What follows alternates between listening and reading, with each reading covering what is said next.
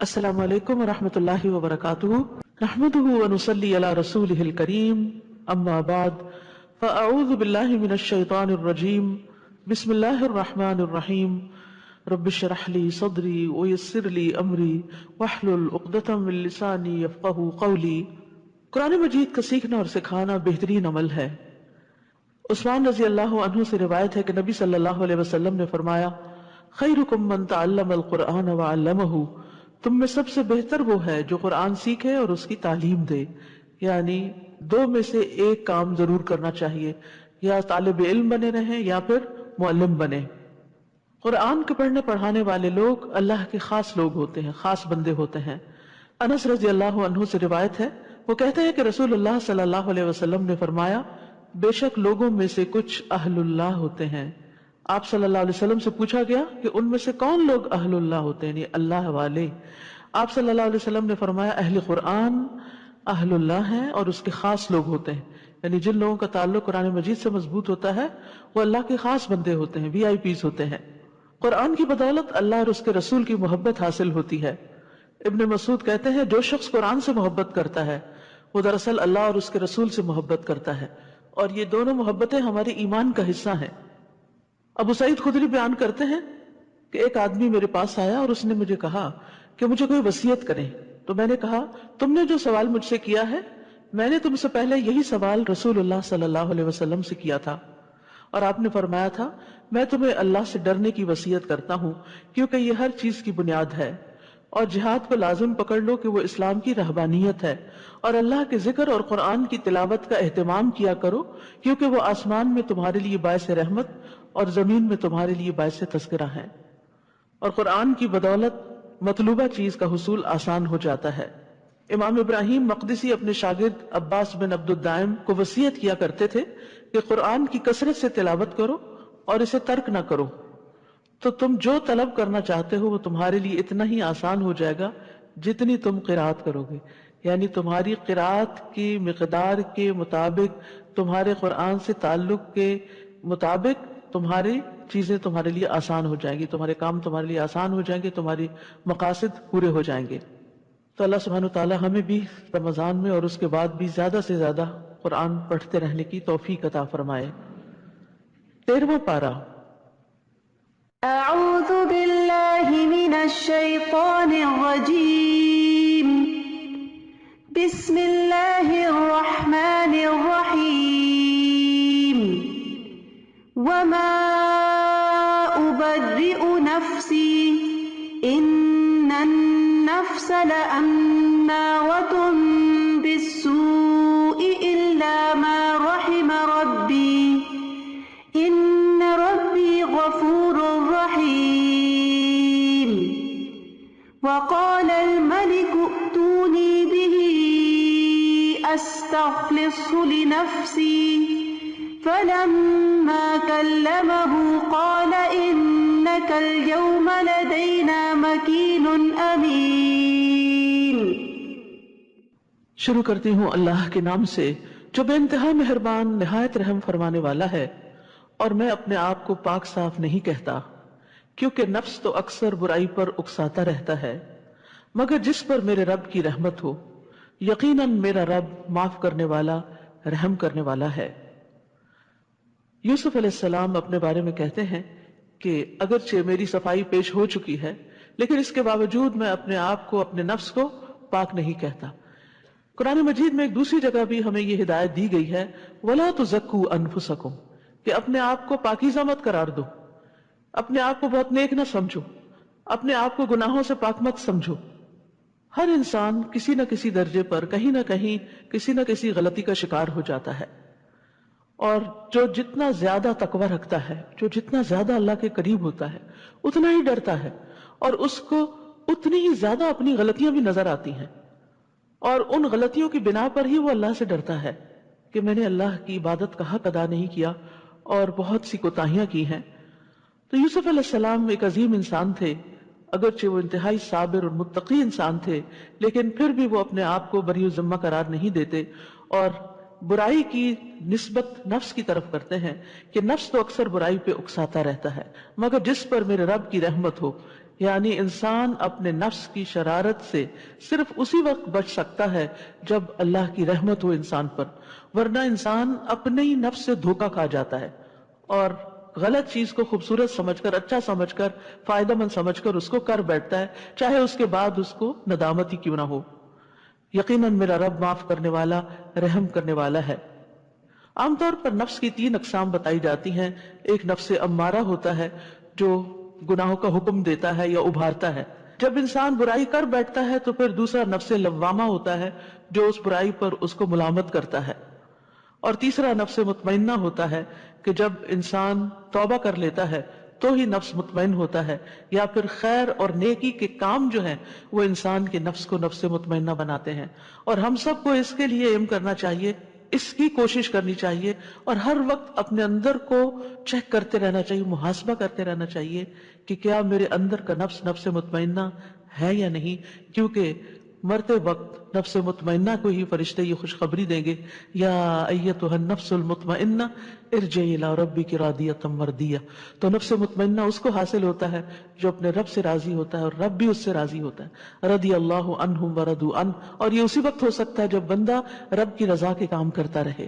تو ہم سب کو دعا بھی کرنی چاہیے اور اس کے لیے کوشش بھی کرنی چاہیے، اور نفس میں کسی بھی وقت کوئی ہلچل ہو تو واپس اس کو نفس مطمئنہ کی طرف لانا چاہیے، چاہے اللہ سے توبہ کرنا ہو یا بندوں سے معافی مانگنا ہو۔ وقال الملک ائتونی بہ استخلصہ لنفسی، اور بادشاہ نے کہا کہ اس کو میرے پاس لاؤ، میں اس کو اپنے لیے خاص کر لوں۔ پھر جب اس نے اس سے کلام کیا، یعنی بادشاہ نے بات کی یوسف علیہ السلام سے، قال انک اليوم لدینا مکین امین، کہا کہ آج سے آپ ہمارے پاس مکین بھی ہیں اور امین بھی ہیں۔ قال اجعلنی علی خزائن الارض انی حفیظ علیم، یوسف کہنے لگے مجھے زمین کے خزانوں کا نگران مقرر کر دیجئے، میں ان کی حفاظت کرنے والا ہوں اور یہ کام بھی جانتا ہوں۔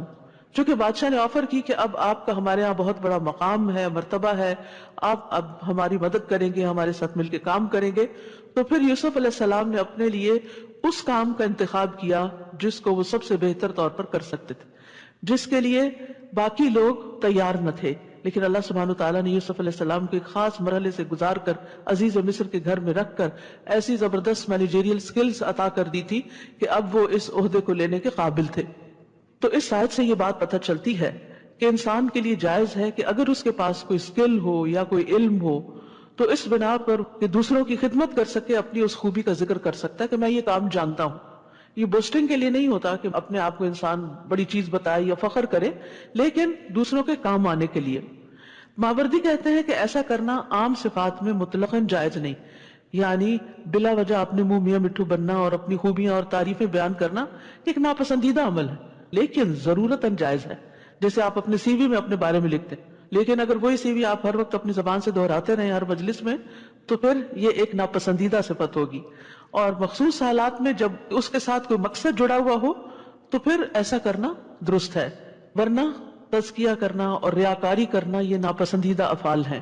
اور صاحب فضل انسان جتنا ہو سکے ان چیزوں سے بچے، بلکہ استغفاری کرتا رہے، اپنے گناہوں کو یاد کرتا رہے تاکہ وہ نیکیوں میں اور آگے بڑھ سکے۔ اور دوسری بات یہ ہے کہ جب آپ کسی کام کے قابل ہوں اور آپ دیکھ رہے ہوں کہ باقی کوئی اور نہیں کر سکتا تو اس وقت بیٹھے رہنا بھی ایک جرم۔ ہم دیکھتے ہیں کہ احزاب کے دن رسول اللہ صلی اللہ علیہ وسلم نے اپنے صحابہ سے کہا، جنگ خندق کے موقع پر آپ کو معلوم ہے کہ سارے اہل عرب اکٹھے ہو کر مسلمانوں کے سر پہ سوار ہو گئے تھے کہ آج ان کو ختم ہی کر کے رکھیں۔ تو نبی صلی اللہ علیہ وسلم نے اپنے ساتھیوں میں اعلان کیا کہ ہمارے پاس کفار کی خبریں کون لائے گا، کہ اب ان کی پوزیشن کیا ہے۔ تو زبیر رضی اللہ عنہ نے کہا کہ میں لاتا ہوں۔ پھر آپ نے پوچھا، دوسری بار بھی زبیر رضی اللہ عنہ نے کہا کہ میں جاؤں گا۔ تیسری بار پوچھا، کیونکہ بہت سخت سردی کا موسم بھی تھا اور بہت خوفناک خطرناک حالات تھے، کوئی بھی جانے کی ہمت نہیں کر رہا تھا۔ تو زبیر رضی اللہ عنہ نے کہا کہ میں جاتا ہوں۔ اس پر آپ صلی اللہ علیہ وسلم نے فرمایا کہ بے شک ہر نبی کے حواری ہوتے ہیں اور میرے حواری زبیر ہیں، اور اس بنا پر ان کو جنت کی بھی بشارت دی گئی۔ اس طرح ہم نے یوسف کو اس سرزمین میں اقتدار عطا کیا۔ کہتے ہیں کہ وہی عہدہ جو عزیز مصر کے پاس تھا اب وہ ان کو مل گیا، یعنی جس کے غلام تھے اب وہ غلامی کی بجائے آقا کے منصب پہ آ گئے۔ وہ جہاں چاہتے رہتے تھے، یعنی اب بہت کچھ ان کے کنٹرول میں آ گیا تھا اور ساری مملکت میں ان کے بے پناہ اختیارات ہو گئے۔ ہم جسے چاہیں اپنی رحمت سے ایسے ہی نوازتے ہیں اور نیک لوگوں کا اجر ضائع نہیں کرتے۔ یہ نیکی کون سی نیکی تھی یہ ان کا صبر تھا جو مشکل ترین حالات میں انہوں نے کیا، کنویں میں صبر کیا. جس قافلے نے ان کو باہر نکالا ان کے سامنے اپنی کہانی نہیں بیان کرنی شروع کی کہ میرے بھائیوں نے میرے ساتھ بہت برا کیا اور مجھے یہاں پھینک گئے ہیں، پلیز مجھے میرے گھر واپس پہنچاؤ، کچھ نہیں کہا. پھر غلامی میں صبر کیا، جیل میں صبر کیا، حرام کام پہ صبر کیا. ایک عورت نے برائی کی دعوت دی، اس دعوت کو قبول نہیں کیا، اس پر صبر کیا. تو جیسی جیسی ان کی آزمائشیں تھیں ویسا ویسا صبر کرتے گئے. اور یاد رکھیے نبی صلی اللہ علیہ وسلم نے فرمایا جتنی مشقت ہوتی ہے اسی مقدار پر اللہ کی مدد آتی ہے. یعنی جتنے مشکل حالات سے آپ کو گزارا جاتا ہے اگر آپ صبر کریں تو اتنی مقدار میں اللہ کی مدد آپ کے پاس آئے گی. اور بے شک اللہ کی طرف سے صبر کی توفیق بھی اسی مقدار میں ملتی ہے جتنی بڑی آزمائش ہوتی. لیکن یہ کس کو ملتی ہے؟ من یتصبر یصبرہ اللہ، جو صبر کرنا چاہتا ہے اللہ تعالیٰ اس کو صبر عطا کر دیتا ہے. اور صبر کرنے کی وجہ سے ہی انسان کے اوپر سے آزمائش ٹلتی ہے اور پھر دن بدلتے ہیں، اچھے دن آتے ہیں. وَلَأَجْرُ الْآخِرَةِ خَيْرٌ لِّلَّذِينَ آمَنُوا وَكَانُوا يَتَّقُونَ، اور جو لوگ ایمان لائے اور اللہ سے ڈرتے رہے ان کے لیے آخرت کا اجر ہی بہتر ہے. یہاں پر آخرت کے اجر کا ذکر اس لیے کر دیا گیا کہ یہ تو صبر کے نتیجے میں دنیا میں ان کو اللہ تعالیٰ نے ایک بہت بڑا مقام دیا تھا، لیکن آخرت کا اجر تو کہیں بڑا ہے. یعنی دنیا کے اجر سے ہی اندازہ کر لو کہ آگے بھی کیا کچھ ملنے والا ہے. کچھ عرصے بعد یوسف کے بھائی مصر آئے، کیونکہ اب مصر میں قحط آ گیا تھا، اور وہ قحط نہ صرف ہی کہ مصر بلکہ فلسطین، شام، آس پاس کے علاقوں میں بھی پہنچ گیا. اور یوسف علیہ السلام جس طرح غلے کو انہوں نے سنبھالا اور پھر جس طرح یہ تقسیم کر رہے تھے تو یہ خبریں کنعان تک جا پہنچی، ان کے بھائیوں تک جا پہنچی. انہیں تو نہیں پتا تھا کہ وہ کون ہے بادشاہ، لیکن ان کی تعریف ہر جگہ ہونے لگی. تو بھائی بھی سن کے کہ ہمیں یہاں سے غلہ مل سکتا ہے وہ یوسف کے پاس آئے اور یوسف کے پاس حاضر ہوئے. یوسف نے انہیں تو پہچان لیا مگر وہ انہیں پہچان نہ سکے. انہوں نے تو ان کو کنویں میں پھینک کے اپنا کام ختم کر لیا تھا. ان کے تو وہم و گمان میں بھی نہیں تھا کہ آج اس تخت پر جو بیٹھا ہے وہ ان کا بھائی ہی ہے. پھر جب یوسف نے ان کی واپسی کا سامان تیار کر دیا تو ان سے کہا اب آؤ تو اپنے سوتیلے بھائی کو بھی میرے پاس لانا. تم دیکھتے نہیں کہ میں ناپ پورا دیتا ہوں اور ایک اچھا مہمان نواز ہوں. اب یہ بھی صبر کی ایک بات ہے کہ پہچان لیا اپنے بھائیوں کو اور یہ بھی معلوم کر لیا کہ ایک بھائی پیچھے بھی ہے، کیونکہ بنیامین ساتھ نہیں تھے جو ان کے سگے بھائی تھے. تو اس لیے انہوں نے کہا کہ آئندہ اپنے دوسرے بھائی کو بھی لے کر آنا، اور تم دیکھ رہے ہو کہ میں تمہارے ساتھ کتنا احسان کا برتاؤ کر رہا ہوں. یہ بھی ان کی کوئی اپنی تعریف نہیں تھی بلکہ ان کو احساس دلانا تھا کہ یو آر ویلکم، ابھی بھی ہم نے تمہاری قدر کیا، آئندہ بھی کریں گے. چاہتے یہ تھے کہ بھائی پھر واپس آئیں، اور اگر تم اسے نہ لائے تو میرے پاس نہ تمہارے لیے غلہ ہے اور نہ ہی میرے پاس آنے کی کوشش کرنا. وہ کہنے لگے ہم اس کے والد کو اس کام پر آمادہ کریں گے اور یہ کام کر کے رہیں گے. اور یوسف نے اپنے خادموں سے کہا کہ ان کی پونجی یعنی ان کی جو پیسے انہوں نے دیے ہیں غلے کے، ان کی خرجیوں میں ہی رکھ دو، سامان میں ہی رکھ دو، تاکہ جب وہ اپنے گھروں میں پہنچے تو اسے پہچان لیں اور شاید اس طرح وہ جلد دوبارہ یہاں آئیں. پھر جب وہ اپنے باپ کے ہاں پہنچے تو کہنے لگے ابا جان آئندہ ہمیں غلہ دینے سے انکار کر دیا گیا ہے، لہٰذا ہمارے ساتھ ہمارے بھائی کو بھیج دے، اس طرح ہی ہمیں غلہ مل سکے گا اور ہم یقیناً اس کی حفاظت کرنے والے ہیں. کیونکہ پہلے حفاظت نہیں کیے تھے یوسف علیہ السلام کی، تو انسان کے اندر جب گلٹ ہوتا ہے نا تو وہ پھر اس چیز کو بار بار دہراتا رہتا ہے. یعقوب نے کہا کیا میں تم پر ایسے ہی اعتبار کر لوں جیسے اس سے پیشتر اس کے بھائی کے بارے میں اعتبار کیا تھا؟ اللہ ہی بہتر محافظ ہے، یعنی مجھے تمہاری حفاظت پہ بھروسہ نہیں. فاللہ خیر حافظا وہو ارحم الراحمین، اور وہی سب سے زیادہ رحم کرنے والا ہے. یعنی یہ کلمات صرف یعقوب علیہ السلام کے لیے ہی نہیں تھے. جب کبھی آپ کو بھی کسی چیز کے کھو جانے کا، ضائع ہونے کا ڈر ہو تو اس وقت اسے اللہ کی حفاظت میں دے کے یہی جملہ دہرا دیں فاللہ خیر حافظا وہو ارحم الراحمین. پھر جب انہوں نے اپنا سامان کھولا تو دیکھا کہ ان کی پونجی بھی انہیں واپس کر دی گئی ہے تو وہ بہت خوش ہوئے اور کہنے لگے ابا جان ہمیں اور کیا چاہیے، ہماری تو پونجی بھی ہمیں واپس کر دی گئی ہے. اب ہم جلد ہی اپنے گھر والوں کے لیے رسد لائیں گے اور اپنے بھائی کی حفاظت کریں گے اور ایک بار شتر یعنی اونٹ بھر غلہ اور زیادہ لائیں گے. اور یہ اب کی بار غلہ لانا تو بالکل آسان ہے، یعنی اب تو ہماری ان سے دوستی ہو گئی ہے اور وہ ہم پہ بڑے مہربان ہیں اور ہم بہت آسانی سے زیادہ غلہ لانے کے قابل ہو گئے ہیں. یعقوب نے کہا جب تک تو مجھے اللہ کے نام پر پختہ عہد نہ دو گے کہ ہم اسے یقیناً آپ کے پاس لائیں گے تب تک میں کبھی اسے تمہارے ساتھ روانہ نہ کروں گا. اب ادھر ان کا مفاد اٹک گیا تھا اور ادھر یعقوب علیہ السلام کو اپنی ریزرویشن تھی، اللہ یہ کہ تم سب ہی کہیں گھیرے میں لے لیے جاؤ تو اور بات ہے.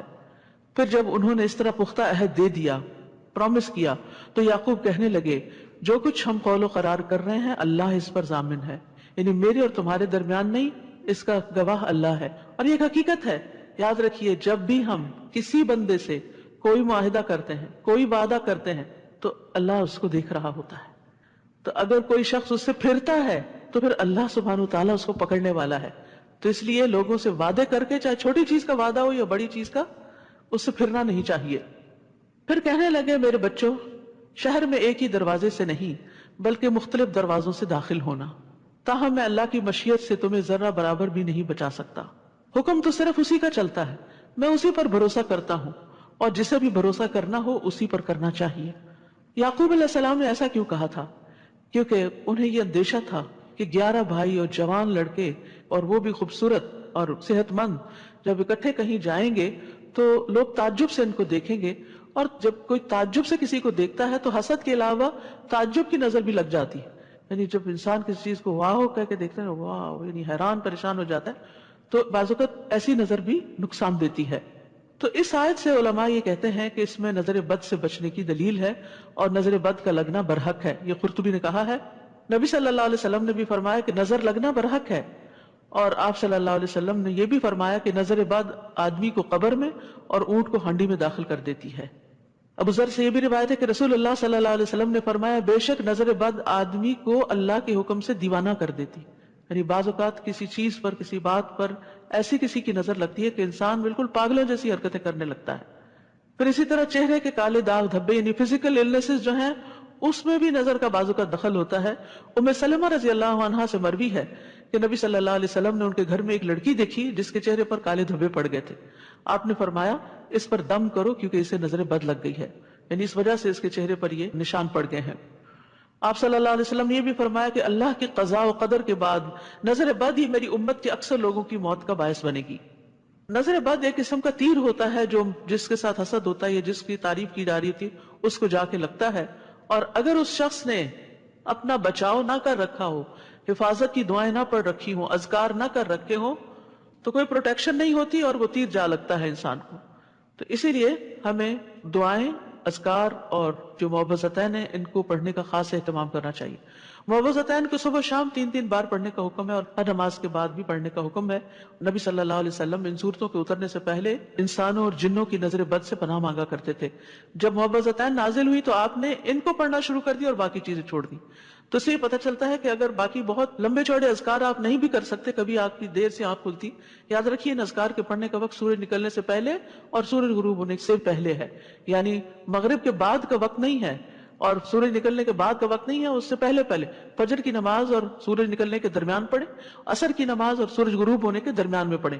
اور اگر کسی وجہ سے بہت مصروفیت یا وقت کی قلت یا تنگی کی وجہ سے انسان سارے اذکار نہیں بھی پڑھ سکتا تو معوذتین ضرور پڑھے، کیونکہ یہ ہر چیز سے کفایت کرنے والی ہے۔ پھر یعقوب علیہ السلام کہتے ہیں، ان الحکم الا للہ، حکم تو اللہ ہی کا ہوتا ہے، علیہ توکلت، میں اس پہ توکل کرتا ہوں، بھروسہ کرتا ہوں، وعلیہ فلیتوکل المتوکلون، اور توکل کرنے والوں کو اسی پر ہی توکل کرنا چاہیے۔ یعنی اسباب اختیار کرنے کے باوجود لازم ہے انسان کے لیے کہ بھروسہ اللہ کی ذات پہ کرے، نہ اپنی طاقت پہ اور ذہانت پہ اور نہ لوگوں پہ۔ اور وہ اپنے بچوں کو بھی اس بات کی تعلیم دے رہے تھے کہ وہ اسباب کے ساتھ ساتھ اللہ پر بھروسہ کریں، اور سب متوکلین کو اللہ ہی پر توکل کرنا چاہیے۔ بہرحال چنانچہ جس طرح ان کے باپ نے شہر میں داخل ہونے کا حکم دیا تھا ویسے وہ اس میں داخل ہوئے۔ اس کی یہ تدبیر اللہ کی مشیت کے مقابلے میں کچھ بھی کام نہ آئی۔ یہ تو محض یعقوب کے دل کا ارمان تھا جسے اس نے پورا کیا تھا۔ بے شک وہ ہماری دی ہوئی تعلیم کی وجہ سے صاحب علم تھا، یعقوب علیہ السلام، مگر اکثر لوگ یہ حقیقت نہیں جانتے، ان کو ان باتوں کا علم بھی نہیں ہوتا۔ اب ہوا یہ کہ جس چیز سے وہ ڈر رہے تھے وہی ہوئی۔ کہا جاتا ہے کہ اپنے خیالات کو ہمیشہ پازیٹو رکھیں، کیونکہ جب آپ کی سوچیں منفی ہوتی ہیں تو ایک لا آف اٹریکشن ہوتا ہے کہ جس میں آپ جس طرح سوچتے ہیں چیزیں ویسے ہی ہونا شروع ہو جاتی ہیں۔ مثلاً آپ کسی انسان سے ملتے ہوئے ڈر رہے ہوتے ہیں کہ یہ مجھے کچھ کہہ نہ دے، اور اسی ڈری شکل کے ساتھ اسے جا کے ملتے اور واقعی پھر کہہ بھی دیتا ہے، تو اس سے پہلے اپنے اندر کو تبدیل کریں، یعنی باہر کی تبدیلی سے پہلے اندر کی سوچیں تبدیل کریں۔ جتنی آپ کی سوچیں مثبت ہوتی چلی جائیں گی اتنے ہی آپ بہادر اور مضبوط ہوتے چلے جائیں گے اللہ کے اذن سے۔ اور یہ توکل کرنے سے اور اللہ کا سہارا پکڑنے سے ہی ہوتا ہے. یعنی مثبت سوچ صرف اس وقت ہو سکتی ہے انسان کی جب انسان اللہ کے بارے میں گمان اچھا رکھے کہ خیر ہوگی. فاللہ خیر حافظا، حفاظت اللہ ہی کی ہے، اللہ ہی بچانے والا ہے. اچھا بعض اوقات یہ بھی ہوتا ہے آپ ساری پروٹیکشن کی دعائیں پڑھ لیتے ہیں، سارے اسباب اختیار کر لیتے ہیں، اس کے باوجود پھنس جاتے ہیں جہاں پھنسنا ہوتا ہے. پھر اب آپ کہتے ہیں کہ وہ میں نے جو پڑھا تھا اس کا کیا ہوا؟ ہم نے تو استخارہ کر کے شادی کی تھی، پھر یہ مشکل کیوں پیش آئی؟ نہیں، پھر بھی آ سکتی ہے. اب یہاں آپ دیکھیں سب کچھ انتظامات ہو رہے ہیں، لیکن یعقوب علیہ السلام کو ایک اور صدمہ دیکھنا پڑا. لیکن یہ وقتی تھا، اس میں کوئی حکمت تھی، اور یہ وقت گزر گیا اور آگے آپ دیکھیے کتنی بڑی بڑی ترقیاں ہوئی.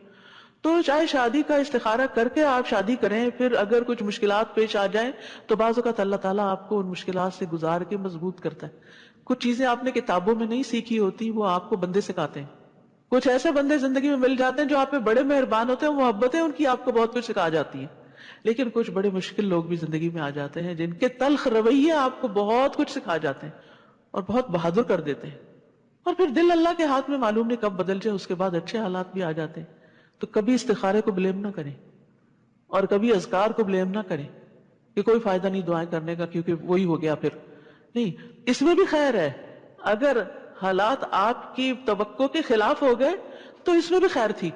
ایک خیر وہ ہوتی ہے جس کو آپ خیر دیکھتے ہیں، عسیٰ ان تکرہوا شیئا، اور ہو سکتا ہے ایک چیز کو تم ناپسند کرو کہ یہ نہیں اچھا ہوا، وہو خیر لکم، اور وہی تمہارے حق میں اچھی. وعسیٰ ان تحبوا شیئا وہو شر لکم، ہو سکتا ہے ایک چیز تمہیں بڑی پسند ہو کہ یہ اچھی ہے اور اسی میں شر ہو. تو ہم نے خیر اور شر کو اپنے حساب سے بنا رکھا ہے. ہماری نظریں جس چیز کو خیر دیکھتی ہیں بس اس کو ہی ہم خیر سمجھتے ہیں، اور جو تکلیف دہ حالات زندگی میں آ جاتے ہیں اس کو ہم اپنے لیے خیر نہیں سمجھتے. حدیث میں آتا ہے مومن کے ہر حال میں خیر ہوتی ہے. اس کو نعمت پہنچتی ہے وہ شکر ادا کرتا ہے، اور اس کو تکلیف پہنچتی ہے تو وہ صبر کرتا ہے، اور یہ چیز اس کے حق میں بہتر ہوتی ہے. تو اس لیے ہر حال میں اللہ کی رضا پہ راضی رہیں اور اچھے دنوں کا انتظار کرتے رہیں کہ یہ وقت بھی گزر جائے گا. This shall too pass. اب قافلہ آ جاتا ہے مصر. جب یہ لوگ یوسف کے پاس آئے تو یوسف نے اپنے بھائی کو اپنے ہاں جگہ دی، بنیامین کو. دو سب کو رکھا، بنیامین اکیلے رہ گئے. تو پھر چھپ کے ان سے ملاقات کی اور سب حالات لیے دیے اور اسے بتا دیا کہ میں ہی تیرا بھائی یوسف ہوں، لہٰذا تم اب ان باتوں کا غم نہ کرو جو یہ کرتے رہے ہیں. یہ ہوتا ہے معاف کرنا. عام طور پر ہم معاف کرنے کی بات تو کرتے ہیں لیکن ہم صرف الفاظ ادا کرتے ہیں. میں نے معاف کیا، میں نے سب کو معاف کیا، اور رنج غم تکلیف دل سے نکالتے ہی نہیں ہے. تو آپ دیکھیے اتنا برا ہاتھ لگ چکا تھا ان کو بھائیوں سے، اور پھر بنیامین نے لازماً بتایا ہوگا کہ آپ کے بعد مجھ پہ کیا کچھ بیتی ہے، کیونکہ ستیلے بھائی جو تھے اور سب سے چھوٹے بھی تھے. وہ کہتے ہیں نا سگ باش برادر خورد نباش، کہ چھوٹا بھائی بننا جو ہوتا ہے وہ بڑا ایک تکلیف دہ عمل ہوتا ہے. تو معلوم نہیں کس کس قسم کے مسائل سے، ان مسائل کا یہاں کوئی ذکر نہیں. لیکن یوسف علیہ السلام کا یہ جملہ بتا رہا ہے فَلَا تَبْتَئِسْ بِمَا كَانُوا يَعْمَلُونَ، just ignore them، اعراض برتو، ان باتوں کا غم نہ کرو جو یہ کرتے رہیں. کتنا اچھا مشورہ، کتنی زبردست کاؤنسلنگ ہے کہ ان باتوں کو چھوڑ دو، بلا دو ان کو، اور اسی میں خیر ہوتی ہے. کیونکہ جب انسان ان چیزوں کو بلاتا نہیں ہے تو اپنی ہی صحت پر اثر پڑتا ہے. جان ہاپکنس کی ایک کیرن ہے، انہوں نے کچھ ریسرچز کی تھی، تو وہ کہتے ہیں کہ دکھی اور مایوس ہونے سے انسان کا جسم بوجھل رہتا ہے، اور دکھ اور مایوسی کی وجہ سے ڈپریشن، دل کے امراض، ڈائبٹیز، بلڈ پریشر، انگزائٹی اور تناؤ جیسے امراض کا خطرہ بڑھ جاتا ہے. جبکہ معاف کرنے سے انسان پرسکون رہتا ہے اور صحت مند زندگی کا ضامن ہے. ان کے خیال میں معاف کرنا صرف الفاظ کہنا نہیں بلکہ یہ ایک اصلاحی عمل ہے جس میں انسان ایک شعوری فیصلہ کرتا ہے کہ اسے دوسرے کو معاف کرنا ہے. یعنی ایک پراپر ڈیسیژن بناتا ہے کہ میں نے اس چیز کو نکال دینا اپنے دل سے، اور یہ منفی سوچیں دل سے نکالی. معاف کرنا کیا ہے؟ نیگیٹو تھنکنگ اپنے اندر سے نکال باہر پھینکنا. جیسے ہی آپ اپنے اندر سے غصہ، نفرت اور دشمنی نکالتے ہیں، آپ کے دل میں دوسرے کے لیے ہمدردی، محبت اور پیار کے جذبات جنم لینے لگتے ہیں، اور آپ کے دل بھی نرم ہو جاتے ہیں، خاص طور پر اس کے بارے میں جس نے آپ کو اذیت دی ہوتی. اور ایک کہاوت ہے کہ معاف کرنے سے ماضی تو نہیں بدلتا مگر مستقبل خوبصورت ہو جاتا ہے. تو اپنے ہی خوبصورت مستقبل کے لیے انسان اپنی منفی سوچوں کو، جن کو ہر وقت وہ اندر پروسیس کرتا رہتا ہے، ان کو نکال باہر کرے اور اس کی جگہ بہتر چیز ذہن میں لائے. اس کے لیے بہت ضروری ہوتا ہے کہ اچھی سوچ انسان کے اندر ہے. یہی وجہ ہے کہ قرآن شفا ہے دلوں کے اندر جو بیماریاں ہیں، کیونکہ قرآن انسان کی سوچ بدل دیتا ہے، نفع اور نقصان کے پیمانے اور معیار بدلتا ہے. کہ دنیا میں اگر کچھ نہیں ملا تو سو واٹ، مچھر کے پر برابر بھی نہیں. اگر وہ مچھر کا پر تمہیں نہیں ملا تو کیا نقصان ہو گیا؟ کبھی مچھر مر جاتا ہے اور اس کا پر گر جاتا ہے تو آپ اس کے پیچھے تھوڑی بھاگتے ہیں. تو دنیا میں کبھی انسانوں کی طرف سے، کبھی مالی اعتبار سے، کبھی اولاد کی طرف سے کوئی نہ کوئی پریشانی انسان کو آتی رہتی، لیکن اس کو مچھر کا پر ہی سمجھیں اور اس کو اڑا دیں، ہٹا دیں اپنے آپ سے، اور آخرت پر فوکس کریں. جس کا فوکس شفٹ ہو جاتا ہے، جس کا فوکس بڑی چیز پہ چلا جاتا ہے، وہ چھوٹی چیزوں کو پھر اگنور کرتے تبھی وہ بھلا سکتا، ورنہ نہیں بھلا سکتا. کیونکہ ہم کہتے ہیں نا ہم کیسے بھلائیں، بھولتے نہیں غم، اس لیے کہ غم آخرت نہیں لگا. غم آخرت لگ جائے، وہاں کی فکر لگ جائے تو یہاں کے بہت سے غم ختم نہ بھی ہوں تو کم از کم ضرور ہو جائیں گے. اب ہم صحابہ کی زندگیوں میں دیکھتے ہیں کہ ان کے اندر کوئی بیچارگی نہیں اور کوئی لوگوں کے شکوے شکایتیں نہیں، اور انہوں نے اپنی زندگیاں اس چیز میں ضائع نہیں کی. وہ ایک بڑے مقصد کے لیے مصروف عمل رہتے تھے. اللہ پہ توکل، ایمان اور اللہ کی محبت کے علاوہ وہ اللہ کے دین کے کاز میں لگے رہتے تھے اور اپنے آپ کو تھکاتے تھے. جو اللہ کی راہ میں اپنے آپ کو تھکا دیتا ہے اس کے اندر سے لازماً یہ چیزیں نکلنا شروع ہو جاتی، اور یہ ہماری صحت کے لیے ضروری ہے کہ ہم ان چیزوں کو بھلا دیں، نکال دیں اپنے اندر سے. لہٰذا اب تم ان باتوں کا غم نہ کرو جو یہ کرتے رہے ہیں، لیو them. پھر جب یوسف نے ان کی روانگی کے لیے ان کا سامان تیار کیا تو اپنے بھائی کے سامان میں اپنے پانی پینے کا پیالہ رکھ دیا. جب یہ لوگ شہر سے نکل آئے تو پیچھے سے ایک پکارنے والے نے پکار کر کہا، اے قافلے والو تم چور ہو. یعنی ٹھیک ٹھاک سامان لے کے جا رہے تھے کہ پیچھے سے شامت آ گئی. انہوں نے پکارنے والے کی طرف متوجہ ہو کر پوچھا، تمہاری کیا چیز کھو گئی ہے؟ وہ بولے، بادشاہ کا پانی پینے کا پیالہ ہمیں نہیں مل رہا. جو شخص وہ لا کر دے گا اسے ایک بارش شتر یعنی ایک اونٹ برگلے کا انعام ملے گا، اور میں اس کا ضامن ہوں، گارنٹی دیتا ہوں. وہ کہنے لگے، اللہ کی قسم تم خوب جانتے ہو کہ ہم اس ملک میں فساد کرنے نہیں آئے اور نہ ہی ہم چور ہیں. وہ بولے، اگر تم جھوٹے ثابت ہوئے تو اس چور کی سزا کیا ہوگی؟ برادران یوسف کہنے لگے، جس کے سامان میں وہ گم شدہ چیز پائی جائے وہی اس کا بدلہ ہے. ہم اپنے ہاں ظالموں کو اسی طرح سزا دیتے ہیں. مصر کے قانون کے مطابق وہ کسی کو اپنے ہاں ایز اے کیپٹیو نہیں رکھ سکتے تھے، کسی مسافر، لیکن یعقوب علیہ السلام کی شریعت میں یہی تھا. تو اب اسی کو بنیاد بنا کر یہ فیصلہ کیا گیا کہ اگر چور نکل آیا کوئی تو پھر اس کو آپ رکھ سکتے ہیں. پھر اس ضامن نے یوسف کے بھائی بنیامین کے سامان کی تلاشی سے پہلے دوسرے بھائیوں کے سامان کی تلاشی لینا شروع کی، پھر پیالے کو اس کے بھائی کے سامان سے برآمد کر لیا. اس طرح ہم نے یوسف کے لیے تدبیر کی تھی، یعنی یہ طریقہ ہم نے سجایا تھا اللہ کی طرف سے. بعض اوقات آپ کو آئیڈیاز آتے ہیں نا، یہ کام ایسے کر لیں، وہ ایسے کر لیں، آپ بیٹھے ہوتے ہیں خاص طور پہ نماز میں، تو اس میں آپ دیکھیے ہمیشہ یہ سوچیے کہ یہ کہاں سے خیال آ گیا مجھے، تو سوچا بھی نہیں تھا. تو وہ ایک طرح سے اللہ تعالیٰ کی ایک تائید ہوتی ہے آپ کو. اور جو برے برے خیال آتے ہیں وہ شیطان کی طرف سے ہوتے ہیں، وہ وسوسے جو ہوتے ہیں وہ پریشان کرتا ہے آپ کو. یوسف کے لیے مناسب نہ تھا کہ شاہ مصر کے قانون چوری کے مطابق اپنے بھائی کو اپنے پاس رکھ سکیں، الا یہ کہ ہم جس کے چاہیں درجات بلند کر دیتے ہیں. اور ایک علیم ہستی ایسی ہے جو ہر صاحب علم سے بالا تر ہے. ہر علم والے کے اوپر ایک اور علم والا ہوتا ہے، یعنی انسانوں میں سے بھی. یہ کس لیے بات کی گئی؟ تاکہ کوئی اپنے آپ کو سب سے بڑا عالم نہ سمجھے کہ میں نابغہ روزگار ہوں اور سب سے زیادہ تو علم میرے ہی پاس ہے، اس تکبر میں مبتلا نہ ہو. اور دوسرا معنی اس کا یہ ہے کہ جتنے بھی دنیا میں بڑے بڑے علم والے ہیں ان سب کے اوپر اللہ کا علم محیط ہے. سب سے بڑا علم والا اللہ ہی ہے. اور یاد رکھیے کسی کو بھی علم دینا، چاہے تھوڑا علم ہو یا زیادہ ہو، یہ اللہ کی بندے سے محبت کی علامت ہوتی ہے. دنیا تو اللہ تعالیٰ سب کو دیتا ہے، کوئی مسلم ہو یا نہ ہو، لیکن دین کا علم صرف اس کو دیتا ہے جس سے اللہ تعالیٰ محبت کرتا ہے. تو اس لیے اس پر بھی ہمیں شکر ادا کرنا چاہیے. اور پھر یہ کہ صرف علم نہیں بلکہ اس کا فہم بھی، اس کی سمجھ بھی. تفقہ فی الدین، من یرد اللہ بہ خیرا یفقہہ فی الدین، جس کے ساتھ اللہ تعالیٰ بھلائی کا ارادہ کرتا ہے اس کو دین کی سمجھ عطا کر دیتا ہے.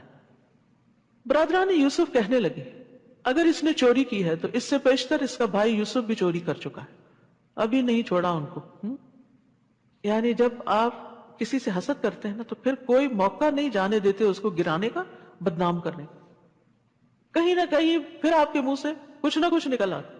تو آپ نہیں دیکھ رہے کہ کہاں کھڑے ہیں، سال گزر چکے ہیں یوسف کو تمہارے ہاتھ سے گئے ہوئے، لیکن ابھی بھی تم اس کو معاف نہیں کر رہے. یوسف نے ان کے اس الزام کو دل میں چھپائے رکھا اور ان پہ کچھ ظاہر نہیں کیا. سبحان اللہ. یہ ہوتا ہے صبر. بڑی بڑی باتیں دل میں اس طرح رکھنا کہ کسی کو شائبہ بھی نہ گزرے، شک بھی نہ گزرے. تو جو شیلو لوگ ہوتے ہیں نا ان کے اندر کوئی بات ٹکتی نہیں. ادھر سے سنی ادھر نکالی، اور اس سے بڑے فسادات پیدا ہوتے ہیں، بہت سی خرابیاں، آپس میں لوگوں کی لڑائیاں اور کئی قسم کے مسائل پیدا ہوتے ہیں۔ بعض لوگ خوشی کی خبر کو نہیں سنبھال سکتے اور بڑھ چڑھ کر اس کا اظہار کرتے ہیں، کیا ہوتا ہے پھر نظر لگ جاتی۔ بعض لوگ غم کی خبر کو، بعض کا دکھ کی خبر کو، کسی کی طرف سے پہنچنے والی اذیت کو، اور اب تو ماشاءاللہ اپنے کلوز سرکل میں کیا اور اپنے خاندان میں کیا، اب تو پوری دنیا کے ساتھ ہم شیئر کرتے ہیں۔ ہر تھوڑی دیر بعد فیس بک کا سٹیٹس چینج کر رہے ہوتے ہیں، ہر وقت اپنے دل پہ کیا گزر رہی ہے، گھر میں کیا ہو رہا ہے، کیا کھا رہے ہیں، کیا پی رہے ہیں، کیا پہن رہے ہیں، کیا خرید رہے ہیں، کہاں جا رہے ہیں۔ یعنی مجھے تو بعض اوقات ایک سکنس جیسی لگتی ہے اور کوئی مقصد سمجھ نہیں آتا کہ یہ ساری باتیں، اس میں کوئی علم نافع نہیں، کسی کے علم اور تجربے میں کوئی اضافہ نہیں ہوگا، بلکہ اس سے نقصان ہی ہوئے ہیں کہ جن لوگوں کو وہ سب کچھ میسر نہیں ہوتا وہ پھر اپنے آپ کو ان سے کمپیئر کر کر کے حسرتوں کا شکار ہوتے ہیں، اور اس سے غم اور دکھ اور زیادہ بڑھتے ہیں۔ تو نعمتوں کو بلا ضرورت لوگوں کے سامنے نہیں رکھنا چاہیے۔ حدیث میں آتا ہے کل ذی نعمت محسود، ہر صاحب نعمت حسد کیا جاتا ہے، پھر آپ حسد کا شکار ہوتے ہیں، پھر آپ کے دشمنوں کی تعداد میں اضافہ ہوتا ہے۔ آپ سمجھتے ہیں آپ کی نعمت کی وجہ سے لوگ آپ کی بڑی تعریف کریں گے، آپ کے فین ہو جائیں گے اور آپ کے بظاہر فالوور ہو جائیں گے، لیکن حقیقت میں وہ حسد بھی کر رہے ہوتے ہیں۔ اور دوسری بات یہ ہے کہ جب کوئی مقصد ہو تو پھر آپ فَأَمَّا بِنِعْمَةِ رَبِّكَ فَحَدِّثْ، پھر اس کا ذکر کریں۔ آپ کا کوئی ایکسپیرینس ہے زندگی میں، آپ کو کوئی فائدے کی چیز ملی ہے، آپ کو کوئی ایسا تجربہ ہے بزنس میں، تعلیم میں، کسی کام میں، اور اس میں آپ کو بہت سکسیس ہوئی ہے، آپ کی کچھ اکمپلشمنٹس ہیں، کچھ اچیومنٹس ہیں، تو ان کو آپ اپنے بچوں کے ساتھ، اپنے طالب علموں کے ساتھ، اپنے ساتھیوں کے ساتھ شیئر کر سکتے ہیں تاکہ ان کی زندگی میں کوئی سہولت آئے، ان کو کوئی نفع مند علم حاصل ہو۔ ایک کتابی علم ہوتا ہے اور ایک تجرباتی علم ہوتا ہے، تو جو تجرباتی علم ہے اس کو بھی شیئر کرنے سے فائدہ ہوتا ہے، لیکن جہاں ضرورت ہو، بلا ضرورت ہر وقت بوسٹنگ نہیں کرنی چاہیے۔ تو انہوں نے ان پہ کچھ ظاہر نہیں ہونے دیا، لیکن زیر لب کہنے لگے بڑے ہی برے لوگ ہو، یہ جو کچھ تم بیان کر رہے ہو اللہ اسے خوب جانتا ہے کہ میں نے چوری کی تھی یا نہیں کی تھی۔ تو اللہ کو پہچاننے والے کے لیے بندوں کی باتیں سننا آسان ہو جاتی ہے۔ یعنی اس میں ایک دوسرا پہلو بھی ہے کہ انہوں نے یوسف کو تانا دیا، گمشدہ یوسف کو تانا دیا، اور نہیں پتا تھا کہ سامنے وہی ہیں، ادھر ان کی چاپلوسی کر رہے تھے اور ادھر ایسی بات کر رہے تھے۔ تو آپ دیکھیے کہ یوسف علیہ السلام نے برداشت کیسے کیا۔ میرا یہاں پر پوائنٹ یہ ہے کہ لوگوں کی باتیں کون برداشت کر جاتا ہے۔ عام طور پر لوگوں کو کہتے سنا اب برداشت نہیں ہوتا، کیونکہ ایمان کمزور ہو گیا۔ جب ایمان بڑھتا ہے تو برداشت بڑھتی ہے، اللہ کی معرفت بڑھتی ہے، آخرت کا احساس بڑھتا ہے، تو انسان کی برداشت بھی زیادہ ہوتی چلی جاتی ہے۔ اس کا ضروری نہیں کہ تعلق عمر کے ساتھ ہی ہو کہ عمر کے ساتھ ساتھ برداشت کم ہو جاتی ہے۔ یوسف علیہ السلام کافی بڑے ہو چکے تھے اب، لیکن چونکہ ایمان تھا اور اللہ کی پہچان تھی تو اس لیے انہوں نے اس بات کو پی لیا۔ وہ کہنے لگے حضور والا، ابھی چور کہہ رہے ہیں، ابھی حضور والا، ایھا العزیز، اس کا باپ بہت بوڑھا ہو چکا ہے، لہٰذا اس کے بجائے ہم میں سے کسی کو رکھ لیجئے، ہم دیکھ رہے ہیں کہ آپ بہت احسان کرنے والے۔ سبحان اللہ۔ جیل کے ساتھیوں نے بھی کہا انا نراک من المحسنین، اب یہ بھائی بھی کہہ رہے ہیں انا نراک من المحسنین۔ تو جو محسن ہوتا ہے وہ ہر جگہ ہی محسن ہوتا ہے، اور ہر جگہ اس کے احسان کو اکنالج کر لیا جاتا ہے پھر، یعنی محسن کا احسان چھپا نہیں رہتا، یہ ایک ایٹیٹیوڈ ہوتا ہے۔ یوسف نے کہا معاذ اللہ، اس بات سے اللہ کی پناہ، ہم تو اسے ہی پکڑیں گے جس کے ہاں ہم نے اپنا گمشدہ سامان پایا ہے، اگر ہم ایسا کریں تب تو ہم ظالم ٹھہرے۔ پھر جب وہ یوسف سے مایوس ہو گئے تو علیحدہ ہو کر مشورہ کرنے لگے۔ سب سے بڑے بھائی نے کہا یہ پتا ہے کہ تمہارے باپ نے اللہ کے نام پر تم لوگوں سے پختہ عہد لیا ہوا ہے، نیز تم اس سے پیشتر یوسف کے معاملے میں بھی زیادتی کر چکے، یعنی احساس تھا ہم نے غلط کیا، اب تو میں یہاں سے کبھی نہیں جاؤں گا یہاں تک کہ میرا باپ مجھے حکم دے یا اللہ میرے لیے فیصلہ کر دے، یعنی مجھے کوئی قوت دے کہ بھائی کو چھڑا کے لے جاؤں، وہی سب سے بہتر فیصلہ کرنے والا ہے۔ تم لوگ اپنے باپ سے جا کر کہو ابا جان آپ کے بیٹے نے چوری کی ہے، ہم نے وہی گواہی دی ہے جو ہم جانتے تھے، اور ہم پوشیدہ چیزوں کے نگہبان نہیں، ہم نے نہیں دیکھا لیکن بس بات ایسی ہی ہو گئی ہے۔ آپ ان بستی والوں سے پوچھ لیجئے جہاں ہم رہے، اور قافلے سے بھی جن کے ساتھ ہم آئے، اور ہم یقیناً سچے ہیں۔ اب انہیں اپنی سچائی کا یقین دلانا پڑ رہا ہے کیونکہ اعتماد کھو چکے ہیں۔ جس پر لوگ ٹرسٹ نہیں کرتے اس کو بڑی قسمیں کھانی پڑتی ہیں سچا بننے کے لیے، اور جو سچا ہوتا ہے وہ یقین دہانی کرائے بغیر ہی سچ بولتا ہے اور اس کو کافی سمجھتا ہے۔ یعقوب نے جواب دیا بات یوں نہیں بلکہ تم نے ایک بات بنا کر اسے بنا سنوار کر پیش کر دیا ہے، پچھلے تجربے کی بنا پر یعقوب علیہ السلام نے ان کی بات کا اعتبار نہیں کیا، لہٰذا اب صبر ہی بہتر ہے۔ فصبر جمیل، ہو سکتا ہے اللہ ان سب کو میرے پاس لے آئے۔ اب 3 غائب ہو گئے، بڑا بھائی بھی جس نے کہا میں نہیں جاؤں گا جب تک بنیامین نہیں جائے گا، بنیامین بھی، اور یوسف تو پہلے سے ہی وہاں تھے۔ بلا شبہ وہ سب کچھ جاننے والا، حکمت والا ہے۔ تو صبر جمیل ایسا صبر ہوتا ہے جس میں کوئی شکوہ شکایت نہیں ہوتی۔ یہ تو وہ باتیں ہیں نا جن کا ذکر قرآن نے کر دیا۔ روزمرہ زندگی میں پتہ نہیں کون کون سے ایسے معاملے ہوں گے ان بچوں کے کہ جن پر یعقوب علیہ السلام مستقل صبر کر رہے ہوں، کیونکہ بد اخلاقی کے جو رویے ہوتے ہیں وہ پھر مستقل ہی بن جاتے ہیں، روز ہی ٹارچر بن جاتے ہیں۔ تو قرآن میں صبر جمیل بھی آیا، حجر جمیل بھی آیا۔ حجر جمیل ہوتا ہے ایسا چھوڑنا جس میں ایذا رسانی نہ ہو، اور صفح جمیل ایسا معاف کرنا جس میں ڈانٹ اور ناراضگی نہ ہو۔ تو بہرحال سختی کی انتہا کے بعد نکلنے کا راستہ بن جائے گا اب، اور یہ اللہ کا طریقہ ہے کہ جب کوئی مصیبت آخر کو پہنچتی ہے تو پھر اللہ تعالیٰ اس میں سے کوئی راستہ نکال دیتے ہیں۔ یعقوب علیہ السلام کے لیے آزمائش بڑی سخت ہو چکی تھی، لیکن اللہ سبحانہ وتعالیٰ نے ان کے لیے اب آسانیاں کر دیں۔ حالات بدلتے ہیں اب۔ وَتَوَلَّى عَنْهُمْ، یعقوب نے ان کی طرف سے منہ پھیر لیا۔ ایسے لوگوں کے ساتھ ایسا ہی کرنا ہوتا ہے کہ ان کو جواب دینا اور انہیں سمجھانا بعض اوقات بے فائدہ ہوتا ہے۔ اور کہنے لگے ہائے یوسف یا اسفا علی یوسف، اور ان کی آنکھیں غم سے بے نور ہو گئی تھی، وہ خود غم سے بھرے ہوئے تھے۔ تو اس سے یہ پتہ چلتا ہے کہ مصیبت پر آنسو بہانا جائز ہے، یعنی غم دل میں اگر گھر کر جائے تو یہ ایک فطری سی بات ہے، لیکن صرف آنسو بہانے کی حد تک۔ جیسے اپنے بیٹے ابراہیم کی وفات پر نبی صلی اللہ علیہ وسلم آنسو بہا رہے تھے تو عبد الرحمن بن عوف نے کہا تھا آپ بھی روتے ہیں؟ آپ نے فرمایا اے ابن عوف یہ تو ایک رحمت ہے، یعنی غم دکھ کے موقع پر آنسو کا آ جانا رحمت کی علامت ہے۔ فرمایا آنکھ اشکبار ہے، دل غم زدہ ہے، لیکن ہم زبان سے وہی کہیں گے جس سے ہمارا مالک راضی ہو۔ اے ابراہیم تیری جدائی سے یقیناً ہم غمگین ہیں۔ تو مصیبت کے وقت غم کا ہونا تقوی کے خلاف نہیں، لیکن جزا فضا کرنا منع ہے، چیخنا چلانا اور رونا پیٹنا۔ یہ حالت دیکھ کر وہ کہنے لگے اللہ کی قسم آپ تو یوسف کو یاد کرتے ہی رہیں گے یہاں تک کہ اپنے آپ کو غم میں گھلا دیں یا ہلاک ہو جائیں۔ یعقوب نے جواب دیا میں تو اپنی پریشانی اور غم کی فریاد اللہ کے سوا کسی سے نہیں کرتا۔ انما اشکو بثی وحزنی الی اللہ واعلم من اللہ ما لا تعلمون، اور میں اللہ سے کچھ ایسی چیزیں جانتا ہوں جنہیں تم نہیں جانتے۔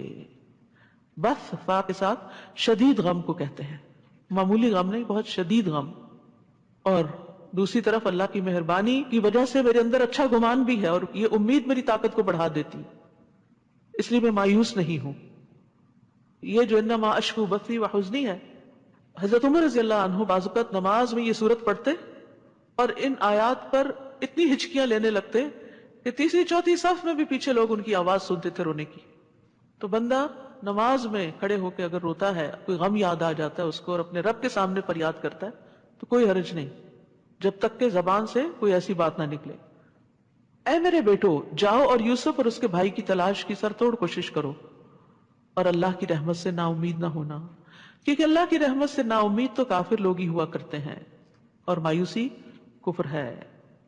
ایک آدمی نے کہا اللہ کے رسول کبیرہ گناہ کون سے ہیں؟ آپ نے فرمایا اللہ کے ساتھ شرک کرنا، اللہ کے رزق سے نا امید ہونا، اور اللہ کی رحمت سے مایوس ہونا۔ تو کبھی بھی حالات کتنے بھی تنگ ہوں مایوس نہ ہو، آپ پازیٹیو رہیں کہ ایک وقت آئے گا کہ اللہ تعالیٰ اس کو تبدیل کر دے گا۔ یوسف علیہ السلام نے ان سے پوچھا پتا ہے تم نے یوسف اور اس کے بھائی کے ساتھ کیا سلوک کیا تھا جبکہ تم نادان تھے؟ بینیفٹ آف ڈاؤٹ، تمہیں سمجھ نہیں تھی، جان کے دشمن سامنے کھڑے ہیں، حاسد سامنے کھڑے ہیں، اور ان کے ساتھ بھی اچھی طرح بات کر رہے ہیں۔ تم نادان تھے اس لیے تم نے یہ کر لیا۔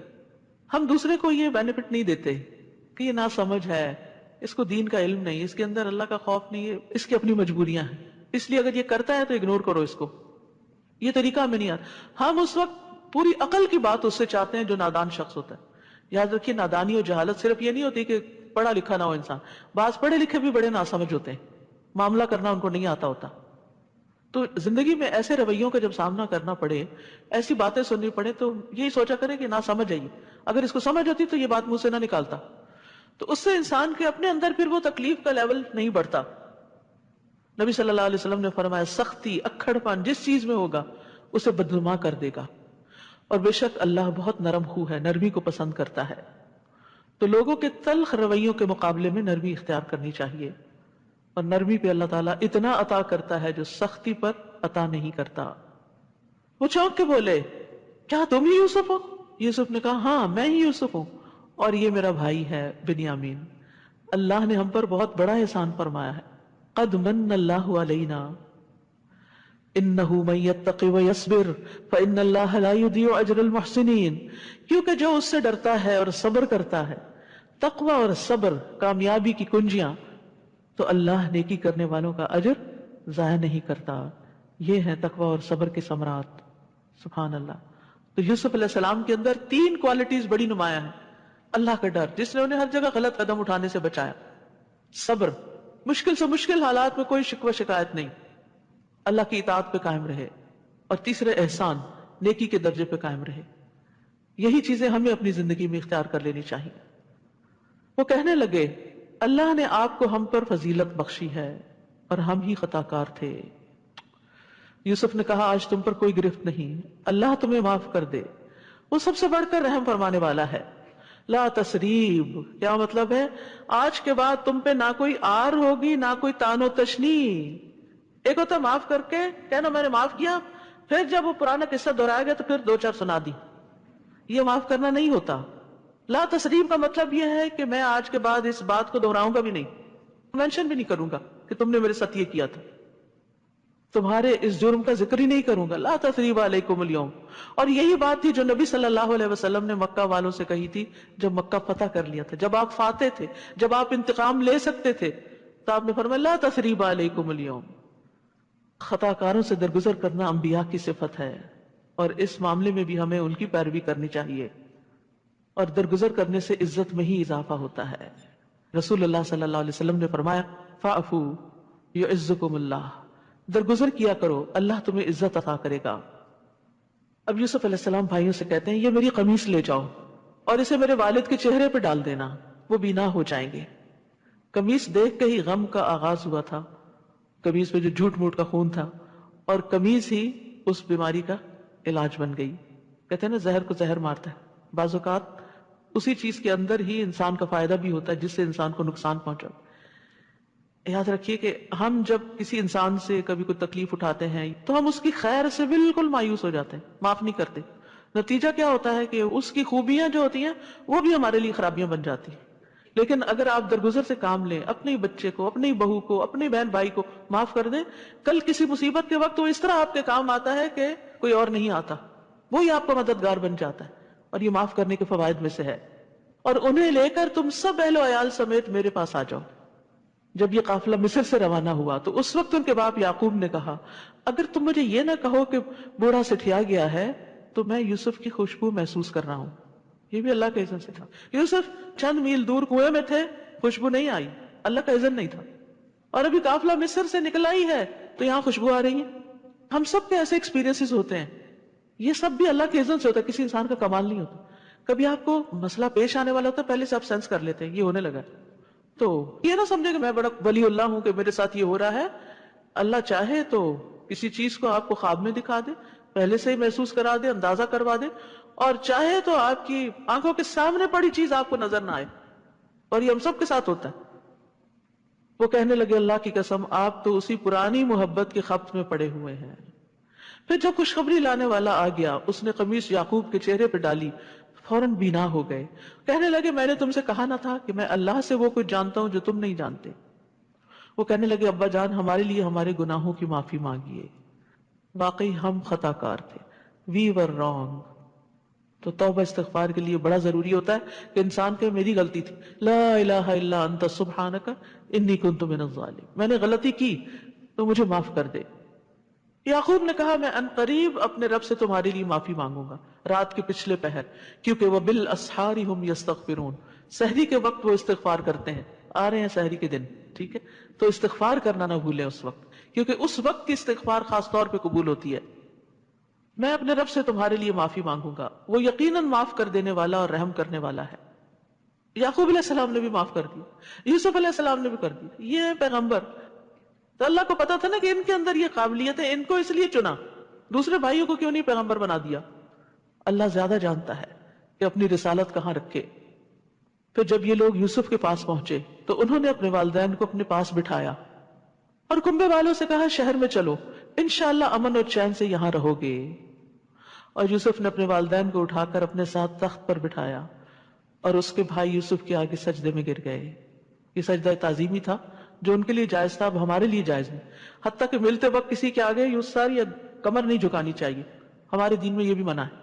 ہاتھ ملائیں، مسکرائیں، سلام بولیں، لیکن جھک کے اور نیچے ہو کے سلام نہیں کریں۔ یوسف نے کہا ابا جان یہ ہے میرے اس خواب کی تعبیر جو میں نے بہت پہلے دیکھا تھا۔ خواب ہی سے بات شروع ہوئی تھی اور یہاں آ کے تعبیر ملی سال ہا سال کے بعد۔ اللہ نے اس کو حقیقت بنا دیا۔ اس نے اس وقت بھی مجھ پر احسان کیا جب مجھے قید خانے سے نکالا، اور اس وقت بھی جب آپ سب کو دیہات سے میرے ہاں لایا، کہاں کنعان کا ایک گاؤں اور کہاں مصر کی ترقی یافتہ مملکت۔ حالانکہ شیطان میرے اور میرے بھائیوں کے درمیان فتنہ کھڑا کر چکا تھا۔ کبھی نفس کو بلیم کرتے، کبھی شیطان کو کرتے ہیں، انسانوں کو نہیں کرتے، بھائیوں کو نہیں کرتے۔ بلا شبہ میرا رب غیر محسوس تدبیروں سے اپنی مشیت پوری کرتا ہے، جو اس کا ارادہ ہوتا ہے وہ پورا کرتا ہے، بندے کو سمجھ نہیں آ رہی ہوتی۔ جب ڈاٹس مل جاتے ہیں تو پھر سمجھ آتی ہے اچھا یہ پکچر بن رہی تھی، کیونکہ وہ سب کچھ جاننے والا، حکمت والا ہے۔ رب قد آتيتني من الملك وعلمتني من تأويل الأحاديث فاطر السماوات والأرض أنت ولي في الدنيا والآخرة توفني مسلما وألحقني بالصالحين۔ اے میرے رب تو نے مجھے حکومت بھی عطا کی اور خوابوں کی تعبیر بھی سکھائی، تو آسمانوں اور زمین کو پیدا کرنے والا ہے، تو ہی دنیا اور آخرت میں میرا سرپرست ہے۔ سارا کنبہ بھی آ گیا تو سرپرست اپنے رب کو ہی مان رہے ہیں، یہ نہیں کہا کہ اب تو میرے اپنے آگے اور اب میں زیادہ مضبوط ہو گیا ہوں۔ اسلام پر میرا خاتمہ کر اور مجھے نیک لوگوں میں شامل کر لے۔ یہاں یوسف علیہ السلام موت کی دعا نہیں کر رہے، بلکہ مانگ رہے ہیں کہ جب بھی میں مروں اسلام کی حالت میں مروں۔ تو تکمیل نعمت کے لیے دنیا میں کتنی بھی بڑی سے بڑی اچیومنٹ آپ کو ہو، بڑی سے بڑی نعمت ملے، لیکن اگر خاتمہ اچھا نہیں نا تو کچھ اچھا نہیں۔ تو اچھے خاتمے کی دعا کرنی چاہیے، اللہم احسن عاقبتنا فی الامور کلہا واجرنا من خزی الدنیا وعذاب الآخرہ۔ اور اسی طرح یہ دعا بھی ہے، اللہم توفنا مسلمین واحینا مسلمین والحقنا بالصالحین غیر خزایا ولا مفتونین۔ اور نبی صلی اللہ علیہ وسلم کی آخری دعا کیا تھی؟ اللہم اغفر لی وارحمنی والحقنی بالرفیق الاعلی۔ تو اچھی صحبت کی دعا دنیا میں بھی مرنے کے بعد بھی، وتوفنا مع الابرار، اللہ دنیا میں بھی نیک لوگوں کا ساتھ اور موت بھی نیک لوگوں کے ہاتھوں میں آئے۔ ذالک من انباء الغیب نوحیہ الیک، اے نبی صلی اللہ علیہ وسلم یہ قصہ بھی غیب کی خبروں میں سے ہے جس کو ہم آپ کی طرف وحی کر رہے ہیں۔ آپ اس وقت ان کے پاس تو نہیں تھے جب برادران یوسف نے ایک بات پر اتفاق کر لیا تھا اور اسے عملی جامہ پہنانے کی مکارانہ سازش کر رہے تھے۔ اور آپ خواہ کتنا ہی چاہیں، ان میں سے اکثر لوگ ایمان لانے والے نہیں، قصہ سنتے ہیں، پڑھتے ہیں، جانتے ہیں، عمل نہیں کرتے۔ آپ اس تبلیغ پر ان سے کچھ بھی نہیں مانگتے، یہ تو تمام اہل عالم کے لیے ایک نصیحت ہے۔ آسمانوں اور زمین میں کتنی ہی نشانیاں ہیں جن پر یہ لوگ گزرتے ہیں اور ان کی طرف توجہ ہی نہیں کرتے، اور ان میں سے اکثر ایسے ہیں جو اللہ پر ایمان لاتے ہیں مگر ساتھ ہی ساتھ شرک بھی کرتے رہتے ہیں۔ تو اس لیے بڑا ضروری ہے کہ توحید کو جانیں اور چھوٹے شرک سے بھی بچیں۔ کیا یہ اس بات سے نڈر ہو گئے ہیں کہ اللہ کا عذاب ان پہ چھا جائے یا یکدم قیامت کی گھڑی آ جائے اور انہیں کچھ خبر نہ ہو؟ آپ ان سے کہہ دیجئے میرا راستہ یہی ہے کہ میں اللہ کی طرف بلاتا ہوں، میں خود بھی اس راہ کو پوری روشنی میں دیکھ رہا ہوں اور میرے پیروکار بھی۔ اللہ پاک ہے اور مشرکوں سے میرا کوئی واسطہ نہیں، یعنی میں شرک کرنے والوں میں سے نہیں۔